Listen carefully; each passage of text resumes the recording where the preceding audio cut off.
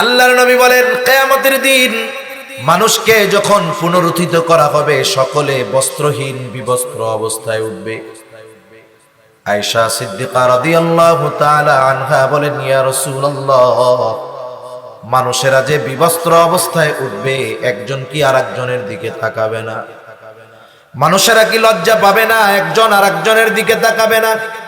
একটু চিন্তা করেন, কিয়ামতের বিভীষিকা, কিয়ামত কত ভয়ানক একটা সময়, কিছুই শুরু হয় নাই। অনেক সময় দেখবেন বৈশাখ মাস যখন হয়, মাঝে মধ্যে কাল বৈশাখী ঝড় হয় না?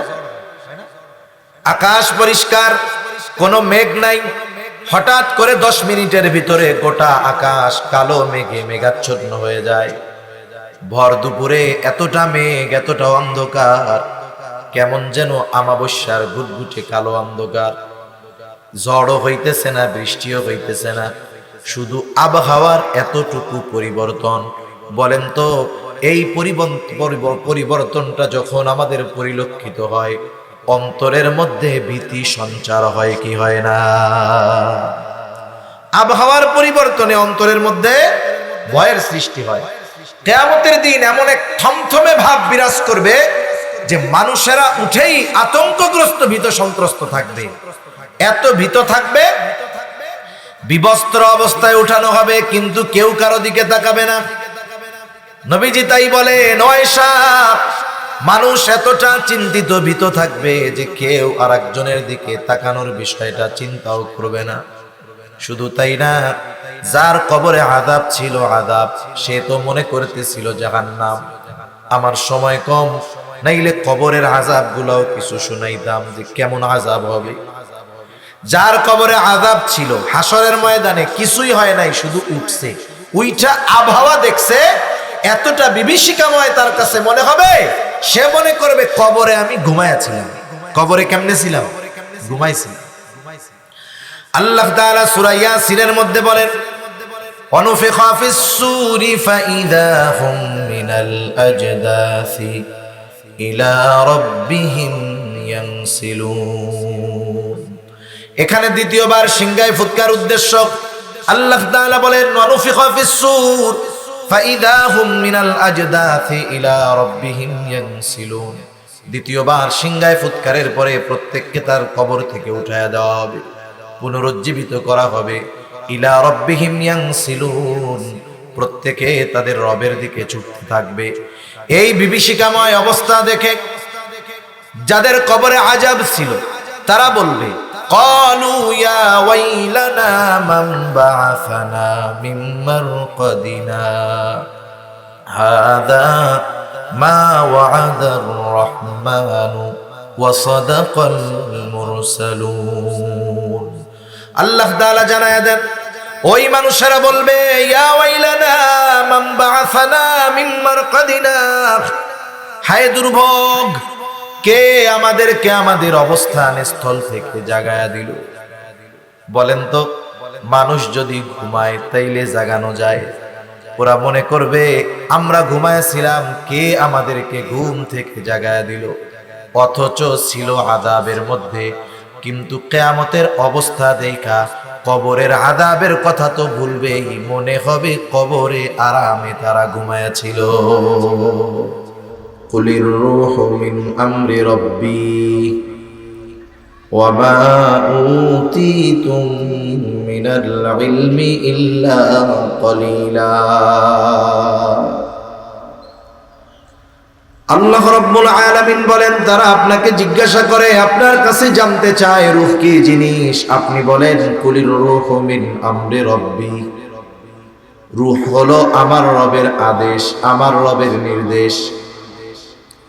সাথে সাথে আল্লাহ তাআলা এটাও জানায় দিল, পয়গম্বর, এই রূহ কি জিনিস এটা আপনার রবের আদেশ। এটা নিয়ে চিন্তা গবেষণা করার মতো জ্ঞান আমি আল্লাহ মানুষকে দেই নাই।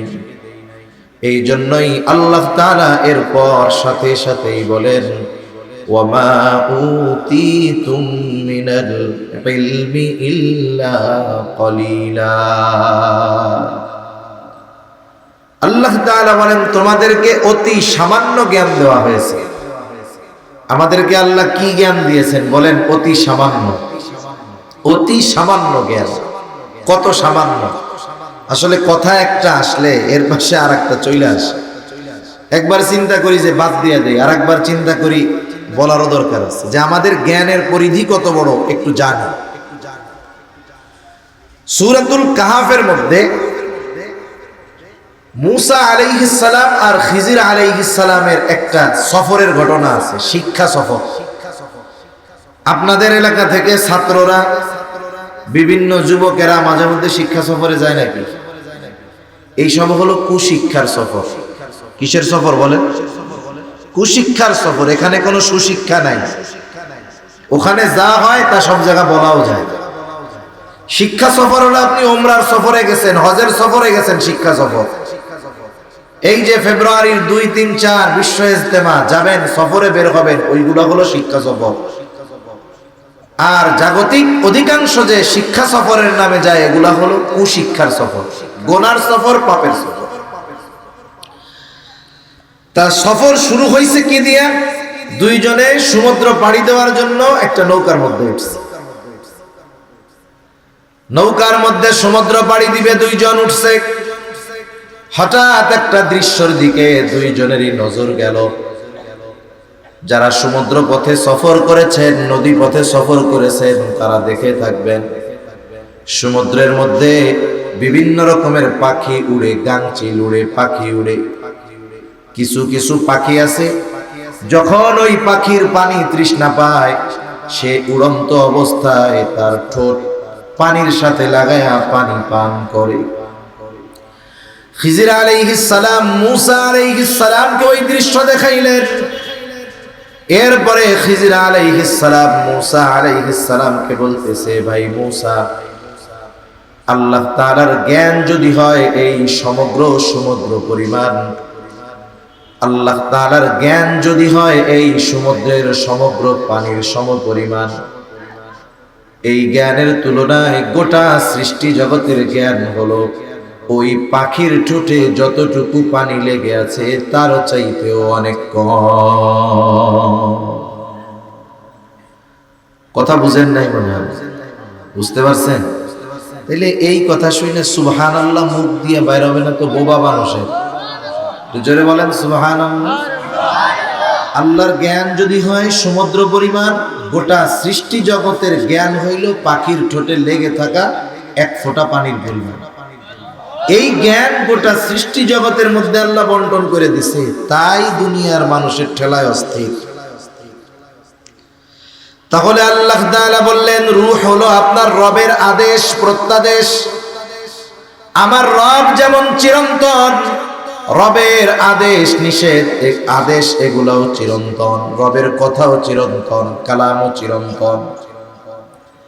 এই যে কোরআনুল কারীম, এটা নশ্বর নাকি অবিনশ্বর, এই বিষয় নিয়ে ইমাম আহমদ ইবনে হাম্বলের উপরে কত জুলুম অত্যাচার।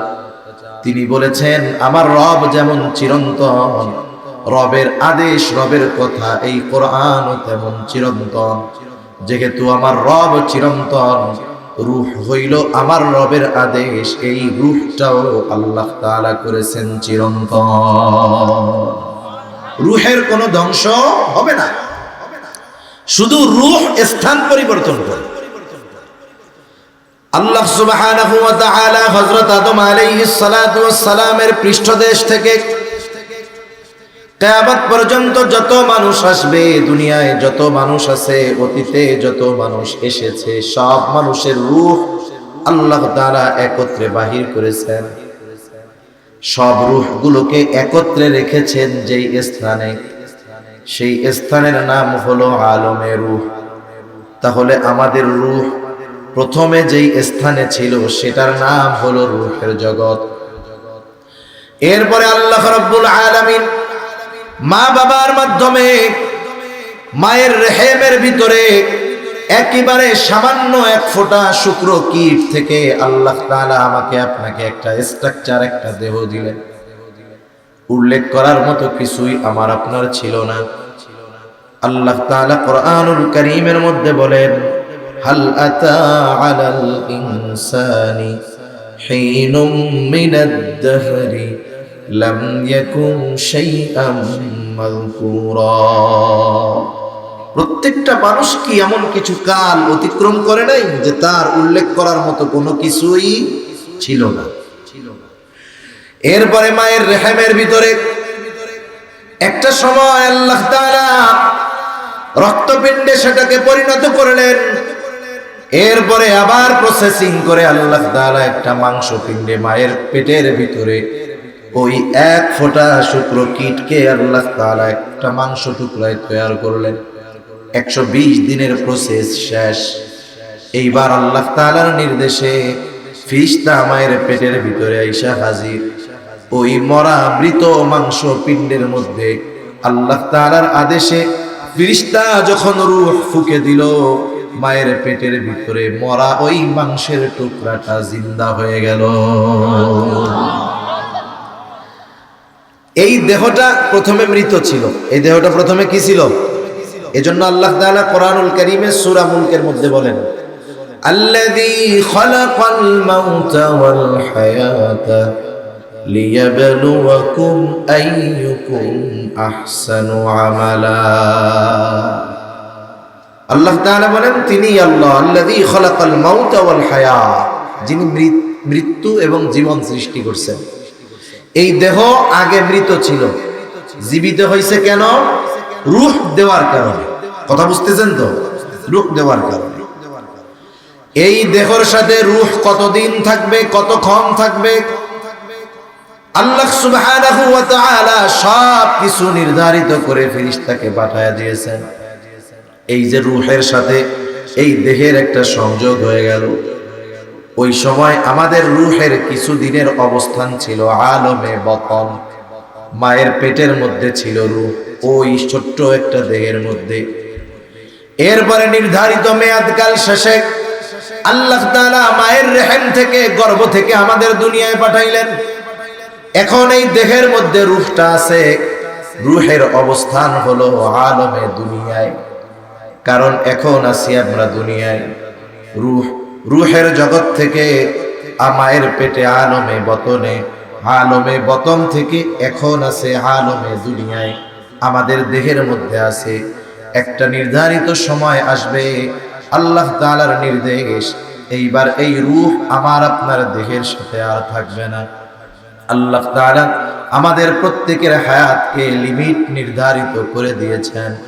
এই যে পানির বোতলটা আছে, এই পানির বোতলের মধ্যে কিছু কথা লেখা আছে। একটা লেখা আছে উৎপাদনের তারিখ, আর একটা লেখা আছে মেয়াদ, আর একটা আছে তার ব্যাচ নম্বর। মেয়াদটা দেওয়া হলো 3/9/24 সাল। বলেন তো, আপনি যদি বোতলের মধ্যে বাজারে কিনতে গিয়ে দেখেন এইটার মেয়াদ শেষ হয়ে গেছে, পানির দাম 15 টাকা, মেয়াদ যদি শেষ হয়ে যায় এই 15 টাকার পানি আপনি 5 টাকা দিয়ে কিনবেন নাকি? আপনি বুঝতে পারতেছেন, দেখতে পারতেছেন মেয়াদ শেষ, এই জন্য এটার কোনো দাম। আমার আপনারও একটা নির্দিষ্ট মেয়াদ আছে, কিন্তু দেখা যায় না। মেয়াদ ফুরায় গেলে এই পানির বোতলের যেমন কোনো দাম নাই, মেয়াদ যখন আমার আপনার হায়াতের ফুরায় যাবে আমার আপনারও দাম নাই। এই এত সুন্দর দেহ, এটা কোনো কাজে লাগবে না, কেউ মূল্যায়ন করবে না। যখন রূহটা দেহ থেকে বিচ্ছিন্ন হয়ে যাবে, মালাকুল মাউত যথাসময়ে হাজির হয়ে যাবে। এক মুহূর্ত আগেও আসবে না, এক মুহূর্ত বিলম্বও করবে না। আল্লাহ তাআলা বলেন, ফাইযা জাআ আজালুহুম লা ইস্তাখিরুনা সাআতাও ওয়া লা ইস্তাকদিমুন। এক মুহূর্ত আগেও আমি আপনি মরব না, এক মুহূর্ত বিলম্ব হবে না, একেবারে যথাসময় হায়াতটা যতটুকু সময়ের ততটুকু সময় আমি আপনি দুনিয়ায় থাকব। এই রূহটা মালাকুল মাউত এসে বের করে নিয়ে যাবে আমার আপনার মধ্যে থেকে। একটু চিন্তা করেন, কারণ মৃত্যুর মাধ্যমেই কিয়ামতের শুরু হয়ে যায়। মৃত্যু থেকে নিয়ে আলমে বরজখের সময়কালটাকে বলা হয় ছোট কিয়ামত। এরপর থেকে নিয়ে শুরু হয় বড় কিয়ামত। ছোট কিয়ামতটা যে ট্যাকেল দেওয়ার যোগ্যতা অর্জন করে, বড় কিয়ামত আল্লাহ তাকে পার করায় দেওয়ার ব্যবস্থা করে। একটু চিন্তা করেন, আপনি ওয়াজ শুনতে আসছেন, হয়তো বাড়িতে আপনার স্ত্রী, আপনার বোন, আপনার কন্যা আছে, চিন্তা করতেছে আব্বা ওয়াজ শুনতে গেছে, ভাইয়া ওয়াজ শুনতে গেছে, স্ত্রী চিন্তা করতেছে স্বামী ওয়াজ শুনতে গেছে, ওয়াজ শুনে আইসা জানি দেরি না হয়, এই জন্য আগের থেকে সুন্দর মতো তার বিছানাটা পরিপাটি পরিষ্কার করে গুছায়া রেডি করে রেখে দিয়েছি, কম্বল টম্বল সব দিয়া। আল্লাহ না করুন কেউ যদি এখন এখানে ইন্তেকাল করে, দেহ থেকে রূহটা বের হয়ে যায়, বলেন তো ওই মা, ওই বোন, ওই স্ত্রী এই কথা বলবে নাকি? বেচারা ওয়াজ শুনতে গেছিল কিন্তু মারা গেল, যেহেতু বিছানাটা তার জন্য প্রস্তুত করেছিলাম, আজ রাতটা এই কম্বলের তলে বিছানার নিচে তার দেহটা থাক, বলেন তো রাখবে নাকি? ঘরের মধ্যে লাশটা উঠাবে না। অথচ দেখেন এই অঙ্গ প্রত্যঙ্গের প্রতি কত মায়া। এই চেহারা না দেখলে যেই মায়ের অন্তরের মধ্যে শান্তি লাগতো না, যেই চেহারা না দেখলে স্ত্রীর অন্তরে শান্তি আসতো না, যেই চেহারা না দেখলে ভাইয়ের চেহারা না দেখলে বোনের ভালো লাগতো না, যখন রূহটা বের হয়ে যাবে এই দেহটাকে তারা নিজেই ঘরে তুলতে দিবে না। এটাই শেষ, তো কিয়ামত শুরু। আমাদের অঞ্চলে যখন কোনো মানুষ মারা যায়, মারা যাওয়ার পরে মাইকে তার মৃত্যুর খবর প্রচার, অমুক এলাকার অমুক আজ সন্ধ্যা 6 ঘটিকার সময় ইন্তেকাল করিয়াছে, আগামী দিন সকাল 9টায় অমুক ঈদগাহ ময়দানে তার জানাজা অনুষ্ঠিত হবে। অতএব সকল ধর্মপ্রাণ মুসল্লিদেরকে উক্ত মরহুমের মাগফিরাত কামনায় তার জানাজায় শরীক হওয়ার জন্য বিশেষভাবে অনুরোধ করা গেল। এই রকম প্রচার আপনাদের এলাকায় হয় নাকি? এই প্রচার করার সময় একটা শব্দ বলে ইন্তেকাল। ইন্তেকাল, ইন্তেকাল শব্দের অর্থ হলো স্থানান্তরিত হওয়া। স্থানান্তরিত হওয়া তার মানে এক জায়গায় ছিল, চলে গেছে আর এক জায়গায়। আসলে এই দেহটা আব্দুর রহিম, আব্দুল করিম না, মূলত রূহটাই হইল আব্দুর রহিম, আব্দুল করিম। এই জন্য বলে আব্দুর রহিম ইন্তেকাল করিয়েছে। এই দেহর থেকে যখন আব্দুর রহিমের রূহটা বের হয়ে যায়, তখন এই দেহটার নাম হয়ে যায় লাশ। লাশাইউন, যার মধ্যে কিছুই নাই। এইবার এই রূহ আর এক জগতে পদার্পণ করে, যেটাকে হাদিসের ভাষায় বলা হয় আলমে বারজাখ। একটা মানুষ মৃত্যুবরণ করার পর তাকে কবরে রাখা হোক আর না রাখা হোক, বাঘে খায়া ফেলুক আর সিংহে খায়া ফেলুক, আগুন দিয়া পোড়ায় দিক আর যা করুক, প্রত্যেককেই যেতে হয় আলমে বরজখে। আলমে বরজখে আমাদের সকলকেই অবস্থান করতে হবে। অনন্তকাল নয়, তবে দীর্ঘকাল। দীর্ঘকাল আমাকে আপনাকে আলমে বরজখে থাকতে হবে। আর ওই কবর জগৎ আলমে বরজখ, এটা হলো পরকালের প্রথম ঘাঁটি। আর এটাকেই মুহাদ্দিসিনে কেরাম বলেন ছোট কিয়ামত শুরু, মৃত্যুর মাধ্যমে। এইবার কারো মৃত্যু যদি সুন্দর হয়, তাহলে আলমে বরজখে তার সুন্দর। দুনিয়ার জগতে নেক আমল করছে, ভালো কাজ করছে, আলমে বরজখ সুন্দর। দুনিয়ার জগতে পাপাচারের মধ্যে লিপ্ত থাকছে, তার আলমে বরজখ তার জন্য কঠিন হয়ে যায়। আলমে বরজখের দুই অবস্থা। দুনিয়ায় যারা নেককার ইমানদার, তাদের কবর হবে জান্নাতের বাগান, রাউদাতুম মিন রিয়াদিল জান্নাহ। আর যারা দুনিয়ায় নেক আমল করে নাই, পাপের মধ্যে লিপ্ত ছিল, তাদের কবর হবে জাহান্নামের গর্ত। এই শাস্তিটার মাত্রা কতটুকু, বা ওই শান্তির মাত্রাটা কতটুকু? যার কবরটা জান্নাতের বাগান হবে,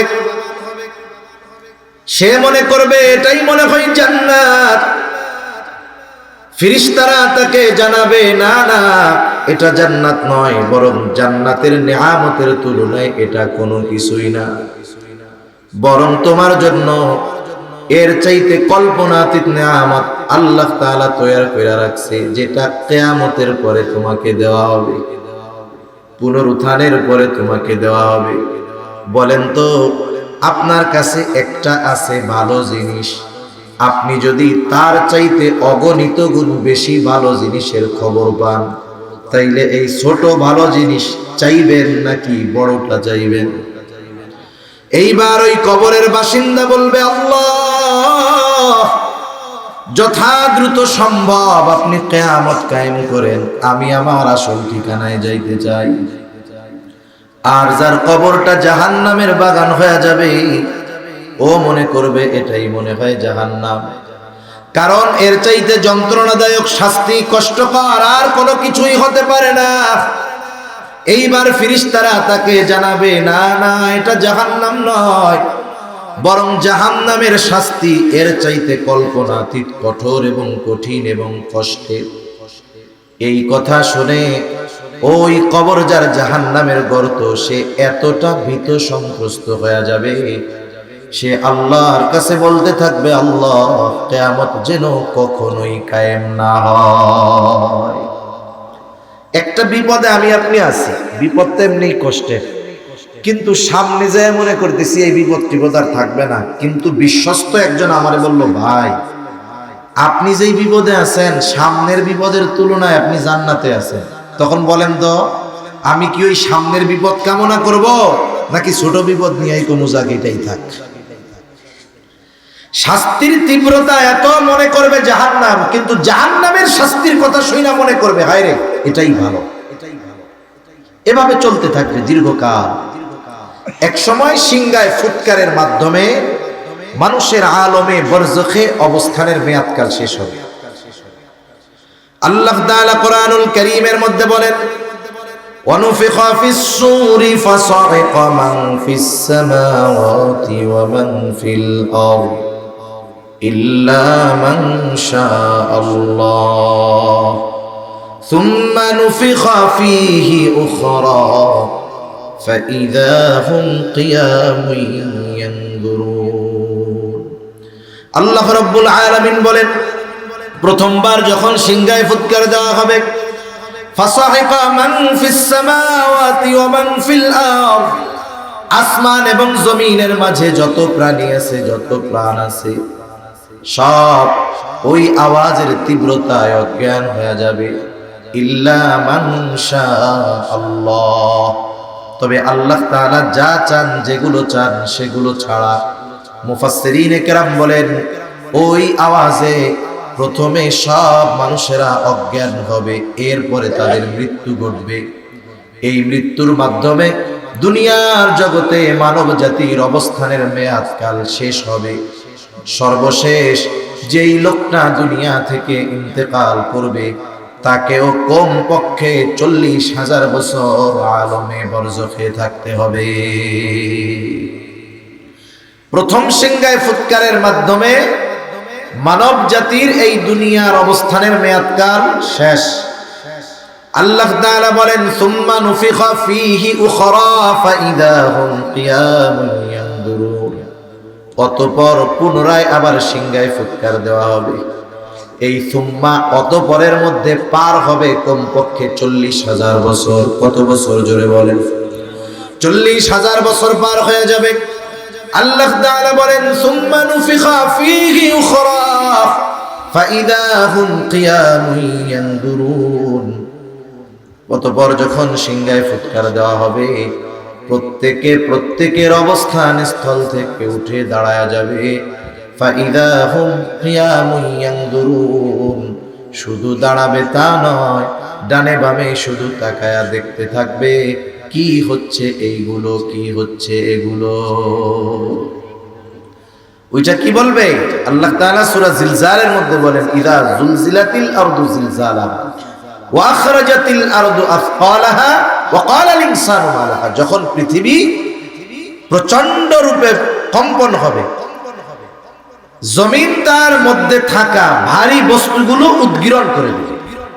মুফাসসিরিনে কেরাম বলেন, এর দ্বারা মানুষের দেহ, লাশ, অথবা এমনটা হতে পারে যে মাটির তলে যত খনিজ পদার্থ আছে স্বর্ণের খনি, হীরার খনি সব উদ্গীরণ করে দিবে।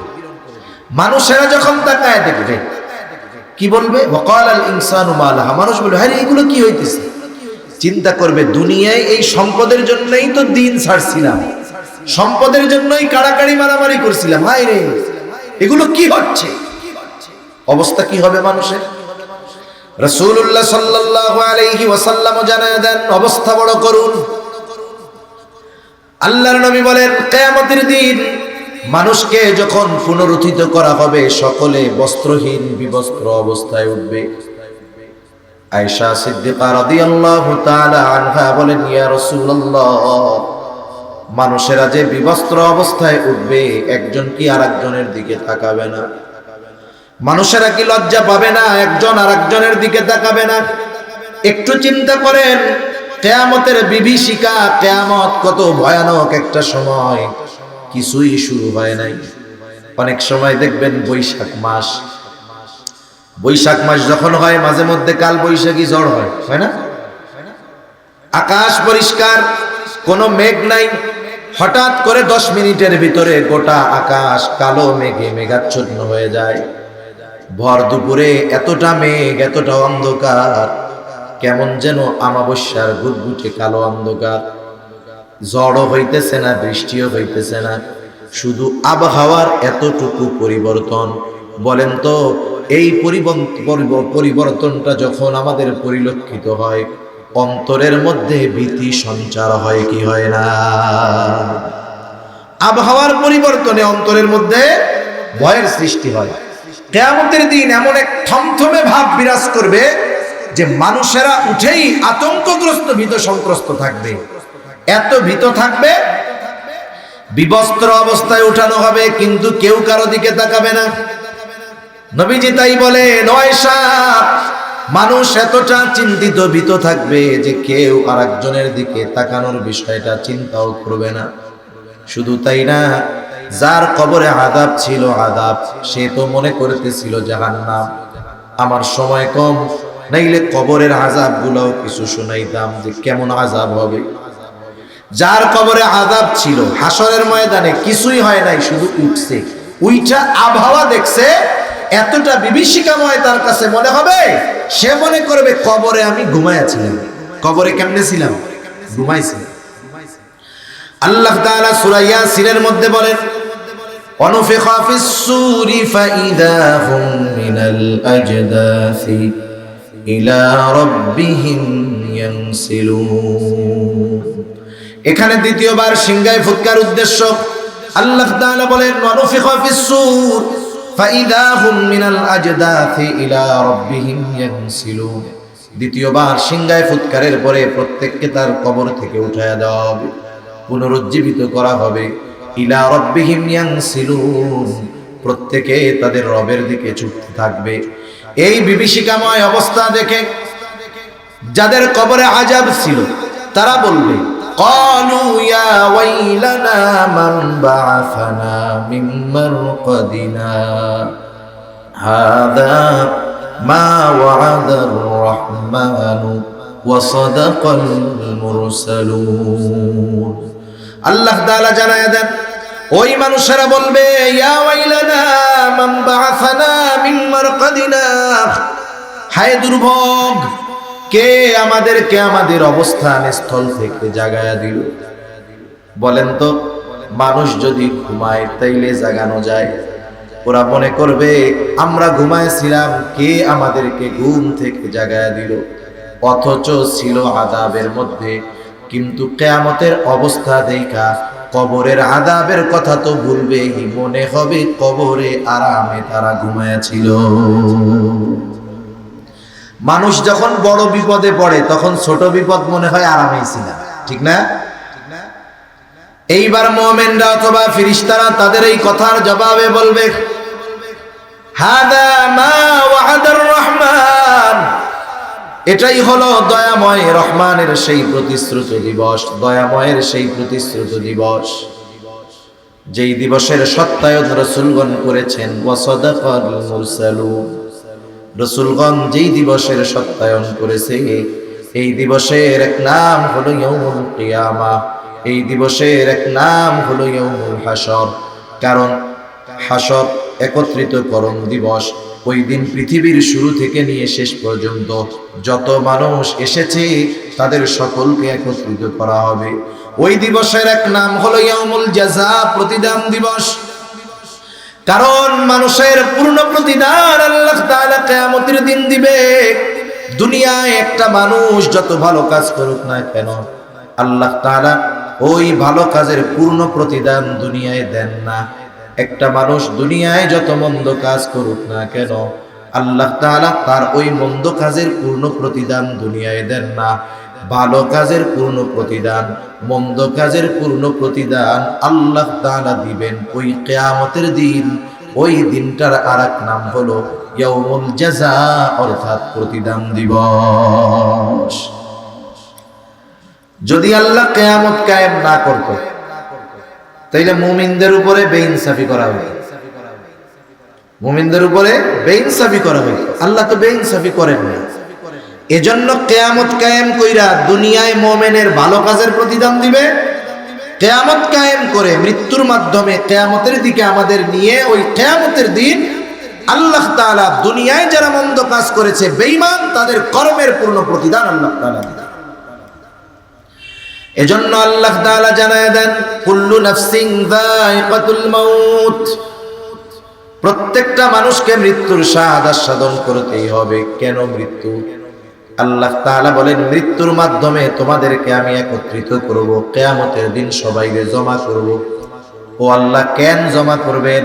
আল্লাহ তাআলা বলেন, ওয়া ইন্নামা তুওয়াফাউনা উজুরাকুম ইয়াউমাল কিয়ামাহ, কারণ ওই কিয়ামতের দিন প্রত্যেককে তার কর্মের পূর্ণ প্রতিদান আমি আল্লাহ দিয়ে দিব। ওই দিনের বিচারক কে? জোরে বলেন তো, আরো আস্তে কোন কে? আল্লাহ। দুনিয়ার বিচারক কি টাকা পয়সা খাইয়া পার্সিয়ালিটি করে? আল্লাহ তাআলা কি করবে? কেমন বিচার করবে আল্লাহ? আল্লাহ তাআলা কোরআনুল কারীমের মধ্যে বলেন, وَنَضَعُ الْمَوَازِينَ الْقِسْطَ لِيَوْمِ الْقِيَامَةِ فَلَا تُظْلَمُ نَفْسٌ شَيْئًا وَإِنْ كَانَ مِثْقَالَ حَبَّةٍ مِّنْ خَرْدَلٍ أَتَيْنَا بِهَا كَفَى بِنَا حَاسِبِينَ। আল্লাহ তাআলা বলেন, আমি কিয়ামতের দিন ন্যায় বিচারালয় প্রতিষ্ঠা করব, ন্যায় বিচারের আদালত কায়েম করব আমি আল্লাহ। কারণ আল্লাহ হলেন মালিক ইয়াউমিদ্দিন। আল্লাহ তাআলা হলেন বিচার দিবসের একচ্ছত্র অধিপতি হলেন আল্লাহ। ওই দিনের বিচারক তিনি। আল্লাহ তাআলা বলেন, এমন বিচারালয় কায়েম করব, ফালা তুযলামু নাফসুন শাইআ, কারো প্রতি সামান্যতম জুলুম করা হবে না, অবিচার করা হবে না। এমনটা হবে না কর্ম নাই কিন্তু বিচার করছি তা না। আমি কিয়ামতের দিন শুধু অপরাধীকে হাজির করব তা নয়, সাথে সাথে তার অপরাধগুলোকেও আমি আল্লাহ হাজির করব। ওয়া ইন কানা মিসকালা হাববাতিন মিন খারদালিন আতাইনা বিহা, সে যদি দুনিয়াতে সরিষা দানা পরিমাণ কোনো আমল করে, আতাইনা বিহা, ওইটা সহ আমি আল্লাহ তাকে হাজির করব। সুবহানাল্লাহ বলেন। হযরত লোকমান তার ছেলেরে উপদেশ দিচ্ছে, ইয়া বুনাইয়া ইন্নাহা ইন তাকু মিসকালা হাববাতিন মিন খারদালিন ফাতাকুন ফি সাখরাতিন আও ফিস সামাওয়াতি আও ফিল আরদি ইয়াতি বিহাল্লাহ ইন্নাল্লাহা লাতীফুন খাবীর। হযরত লোকমান তার ছেলেরে বলতেছে, ও আমার বৎস, তোমার আমলটা যদি সরিষা দানা পরিমাণ হয়, ওই আমলটা যদি তুমি করো পাথরের মধ্যেও করো, ওই আমলটা যদি আকাশেও করো জমিনেও করো, যেখানেই তুমি তোমার ওই আমলটা করো না কেন, ইয়াতি বিহাল্লাহ, তোমার ওই আমলটা যিনি হাজির করবেন তিনি কে?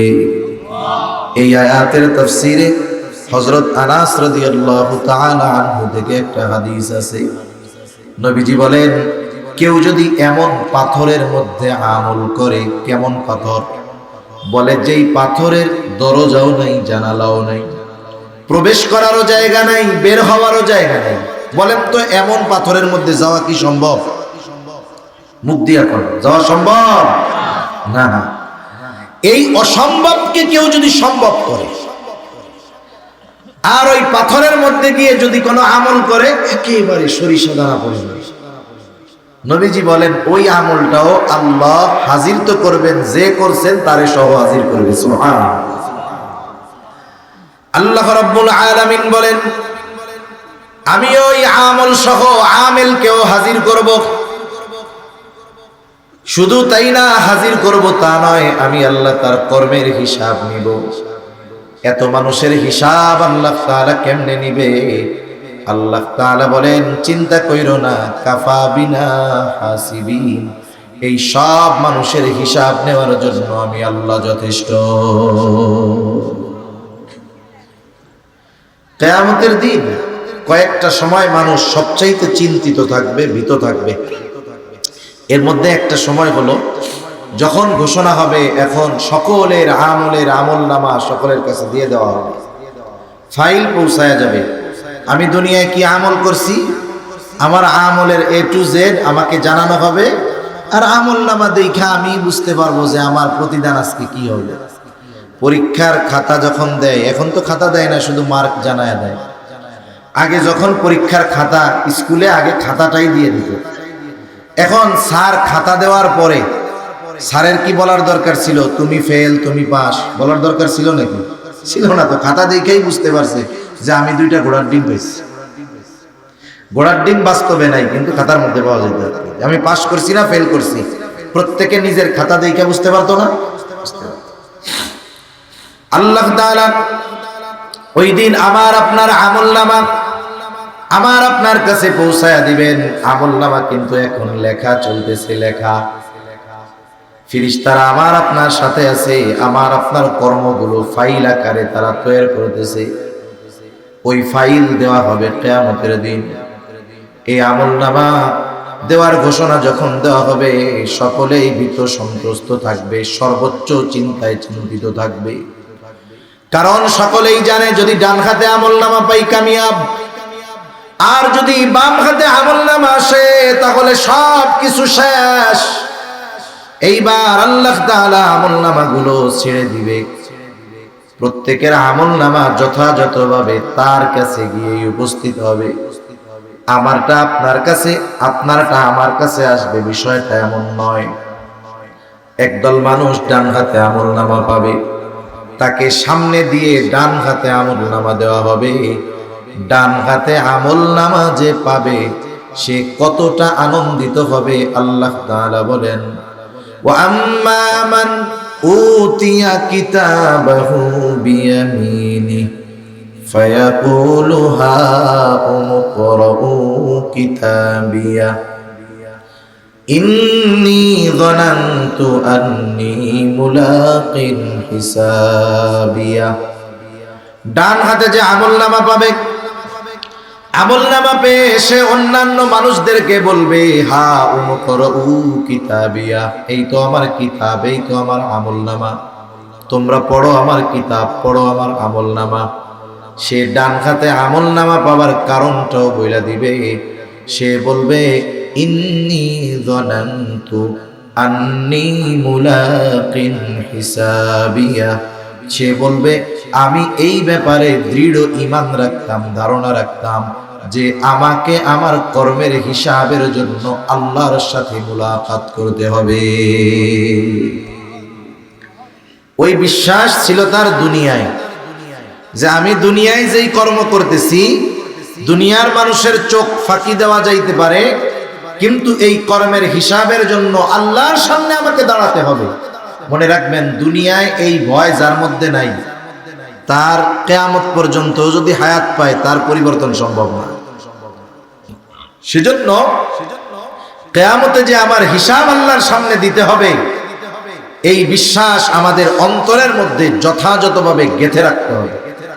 এই বিশ্বাসে যদি ত্রুটি হয় বা এটা যদি কেউ বিশ্বাস করে সে তো বেঈমান। কারণ ঈমানের 6টি ভিত্তি, এর মধ্যে একটি হলো ওয়াল ইয়াউমিল আখির, আখিরাত পরকালের উপরে বিশ্বাস রাখা।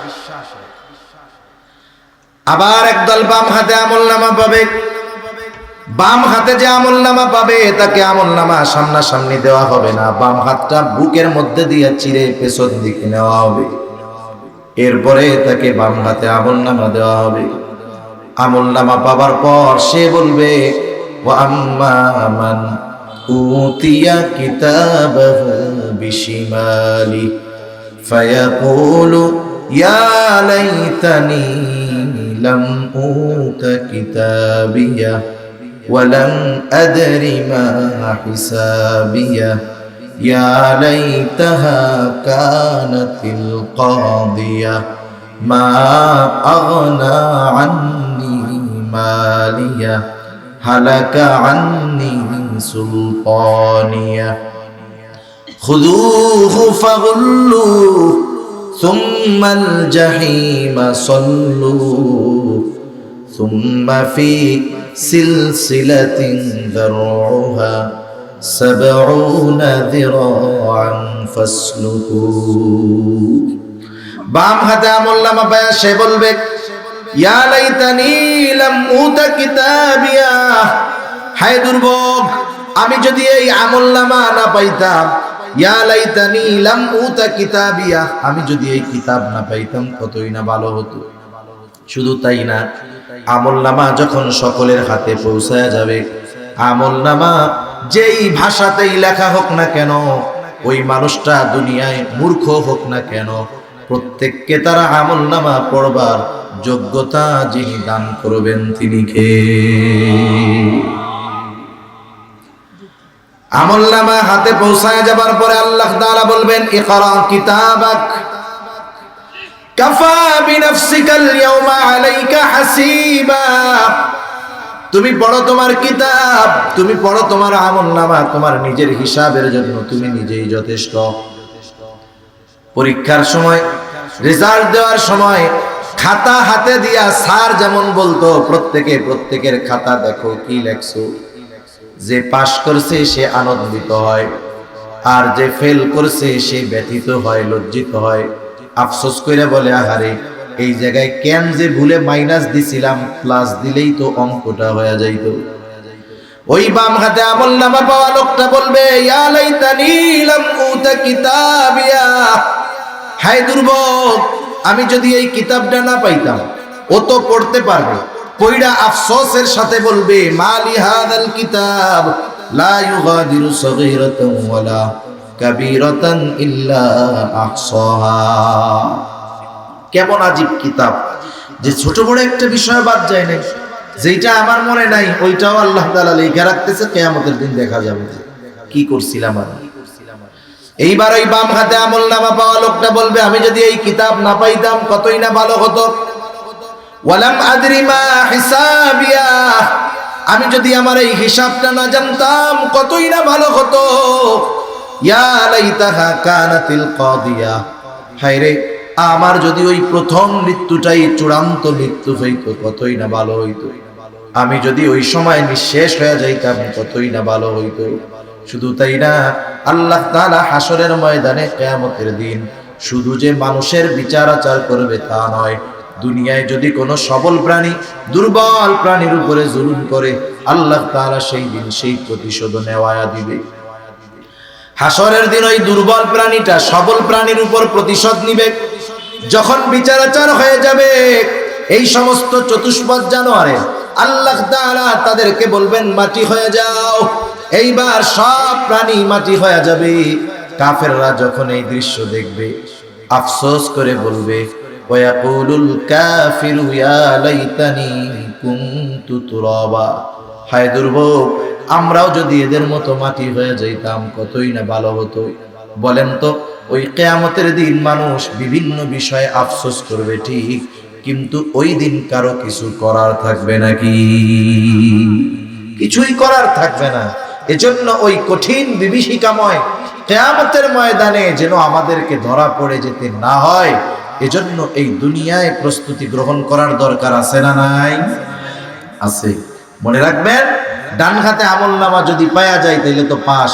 আর ডান হাতে আমলনামা পাবার অন্যতম শর্ত হলো আমাকে আপনাকে কিয়ামতের প্রতি দৃঢ় বিশ্বাসী হতে হবে, সাথে সাথে এই চিন্তা সব সময় অন্তরে রাখতে হবে, আমি গুনাহ যেখানেই করি না কেন আমার এই কর্মের হিসাব দুনিয়ার কারো কাছে না দেওয়া লাগলেও কার কাছে দিতে হবে? জোরে বলেন, আল্লাহর কাছে দিতে হবে। তাহলে কি হবে? ওই কিয়ামতের দিনটা মুমিনের জন্য আসান করে দিবে আল্লাহ, সহজ করে দিবে। আর যারা দুনিয়ায় নেক কাজ করলো না, ভালো কাজ করলো না, এদের জন্য ওই দিনটা তো দীর্ঘ এক দিন হবে। আল্লাহ তাআলা বলেন ইয়াউমান কানা মিকদারুহু ৫০,০০০ সানা, ওই দিনের এক একটা মেয়াদ হবে দুনিয়ার ৫০,০০০ বছরের সমান। ওই দিনের অবস্থা কি হবে? আজকে সূর্য ৯,৩০,০০,০০০ মাইল, ৯,৩০,০০,০০০ মাইল। সূর্যের আলো, সূর্যের যেই দিকটা শীতল সেই দিকটা পৃথিবীর দিকে দেওয়া, গরম দিকটা উপরের দিক। ওই শীতল দিকের তাপমাত্রা এত বেশি, গরমের সময় কি কষ্ট হয় এটা তো আমরা টের পাই। আরব দেশে কত কষ্ট হয়। ৯,৩০,০০,০০০ মাইল দূর থেকে সূর্যের আলো সরাসরি দুনিয়ায় আসে না। তারা সূর্যের আলোকে বিভিন্নভাবে প্রসেস করেন, ফিল্টারিং করেন। সূর্যের ক্ষতিকারক জিনিসগুলোকে আল্লাহ তাআলা সাইকা টাইকা যেই আলো দুনিয়ায় আসে ওটা আমাদের জন্য ভিটামিন ডি হয়ে যায়। সুবহানাল্লাহ। ওই সূর্যটা সেই দিন একেবারে কাছে থাকবে, সূর্যের গরম দিকটা আমাদের দিকে দেওয়া থাকবে। মানুষের মগজ ওই তাপে, ভাত যেমন যখন সিদ্ধ হয় টকবক করতে থাকে, মগজ এরকম টকবক করতে থাকবে, পড়তে থাকবে। এই কঠিন মুসিবতের দিন, ওই কঠিন বিভীষিকাময় ওই দিন আমরা যদি আসানের সাথে পার করতে চাই, আল্লাহর আরশের ছায়ায় যদি স্থান চাই, হাউজে কাউসার থেকে পানি পান করার মতো সৌভাগ্য অর্জন করতে চাই, তাহলে পরিপূর্ণ দ্বীনের অনুসারী হওয়া ছাড়া সম্ভব নয়। সাথে সাথে মৃত্যুকে একটু বেশি বেশি স্মরণ করব। আল্লাহ রাসূল বলেন আকসিরু যিকরা হাদিমিল লাযযাত, ওই জিনিসের স্মরণ বেশি বেশি করো যেই জিনিস সকল স্বাদকে নষ্ট করে দেয়। এটা হলো মওত। এই মওতের কথা যখন স্মরণ হবে, আমার পরকালের কথাগুলো বারবার রিমাইন্ড হবে, স্মরণ হবে, মনে থাকবে। দেখবেন গুনার থেকে বাঁচা সহজ হবে। আল্লাহ সুবহানাহু ওয়া তাআলা আমাদের সবাইকে কথাগুলো বুঝবার, আমল করবার তৌফিক দান করুন। সকলে বলি আমিন।